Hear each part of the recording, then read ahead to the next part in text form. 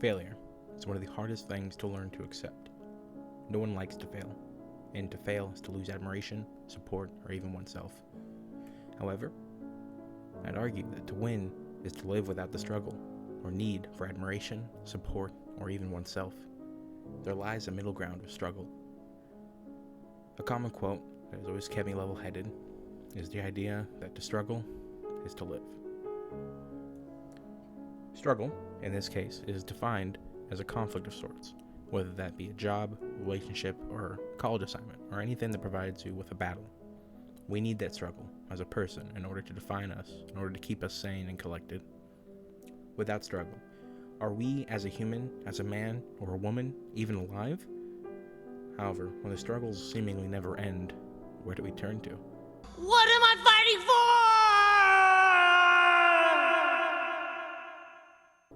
For many, they turn to God, or religion, or other sorts of faith. For others, material substances seem to do the trick. This is all either to cope with the struggles, or to better understand themselves on this earth. We all try to keep ourselves afloat with our own coping, to keep our heads above the water, and yet the cliff of failure seems to loom in the distance, ever prevalent. Failure, as I've stated, is a hard thing to accept, a hard pill to swallow. Failing in today's society is not really accepted, as we need to keep the idea of ourselves being able to roll with the punches within our mind. For some, failure is more available than others. They built their home far from that cliff. However, it does not mean that those who do not fail do not struggle. To fail is to give in to the struggles and to not fight. And no fight is truly ever over until the body and mind give in. I wanted to save Gotham. I failed. Why do we fall? So that we can learn to pick ourselves up. That being said, being poor does not mean that you have failed. It means that your struggles can be seemingly greater or more prevalent than others. And being well off does not mean that you do not struggle. In most cases, the struggles are there, and the risk of failures are greater than those at most. To fall from a higher height is to hurt yourself more than if you were close to the bottom. The saying of the bigger they are, the harder their fall comes to mind. The idea that failure from such a great height, the fall, is going to be so much greater. The idea of quantifying struggles is actually quite popular in today's society. The idea that we are either so much better off or so much worse off than others to justify our terrible situation or better situation is quite comical to me and to many others. The video where contestants are supposed to last the longest in order to win $1,000 is one of my favorite videos on this topic. The contestants label themselves, they put labels on themselves like they're a minority or they're disabled or this and that. In the video, you can see the lack of empathy and the lack of real emotion take place in these contestants.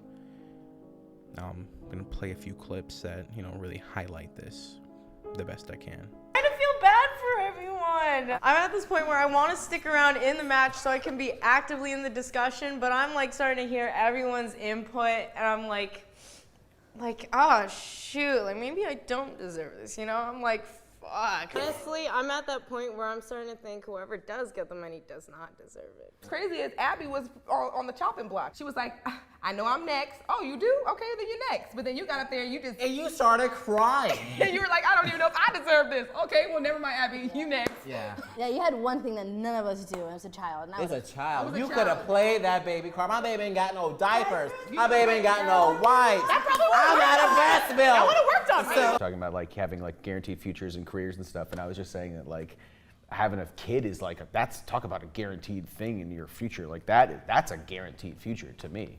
You had the child, you had sex to have the child, and now the child's here. So you have to pay for your child and be responsible for it. Arguably, that could be said about everyone's situation. I mean, it could be. I didn't but ask to get hurt and not be able to work. I'd ask to get laid off. No one does. Yeah, that's the thing, I think, is what we're all saying. Well, I don't think we're really listening. I think we're just kind of talking, so. I just want to warn you guys, Everybody's taking I feel like everything this too is strategically personally. done. This was strategically done. Fuck y'all, get a job. From these clips, we can obviously see the lack of emotion and empathy from these characters.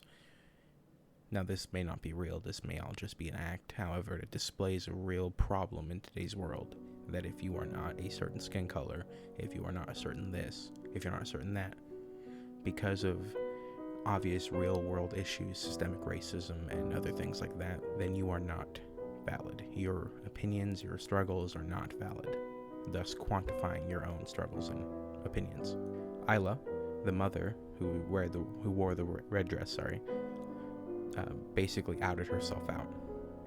And because of her moment of weakness where she's like, I don't think I really deserve this, because clearly my struggles are not as great as yours, she gets vultured. She gets voted off. And we see the real characters of these characters. And the girl with the red hair gets voted off because she's the last person who is not like them, who is not having any real world problems because she is not a certain color, or she is not a certain this or that. She gets voted off, and she feels spiteful, rightfully so, because she thought she was part of them. However, she is just playing the character of being a part of them, and once it came down to it, she was voted off because of it, because it is shown that these people have no idea of empathy, of morals, of understanding, of human compassion. And this may not even be real people. These might just be characters on a show. However, if these are real people, it goes to show the lengths people will do to tear down others in order to get ahead. They degrade themselves in order to make their ideas or their struggles more real than anyone else's in the room. This act of degradation is a form many in lower classes take, and it makes them seem more and more relatable than those who seemingly have more noble or more altruistic intentions, because those at the bottom don't have the time, money, resources to be altruistic. Of course, this sense of relatability isn't such a bad thing. Being more relatable allows for better comedy. You wouldn't want to hear someone's rich struggles if you were lower class. It's just not what you want to hear. However, in the race against your fellow man, racing and competing against your fellow people in order to win some sort of goal, this idea seems to be more malicious and misconstrued than it actually is. The main part of the video I want to talk about is when the contestant, Isla, willingly lets herself off the show and the running for the $1,000 because of the negativity. She sees the negativity, she sees how people are tearing each other down, and she sees how the other contestants tear down other people to make themselves feel like they are more worthy of this $1,000. And she, in my lens, has the most real problems. She has a kid, and she had to help her parents out in the previous months. She's had to give up and sacrifice to make sure that her close, immediate family is well taken care of. She showcases an emotion that I feel has been lost in our modern world. Empathy. Or the act of caring and really, really caring, not just being sympathetic. The act of empathy. That's what's lost. However, there is truly no quantifying these struggles.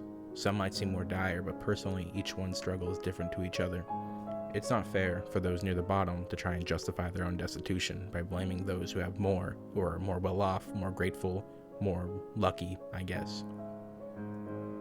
As well, it's not fair for those at the top to look down at those below them with a sense of pity or a sense of superiority, that they do not suffer the same misfortune.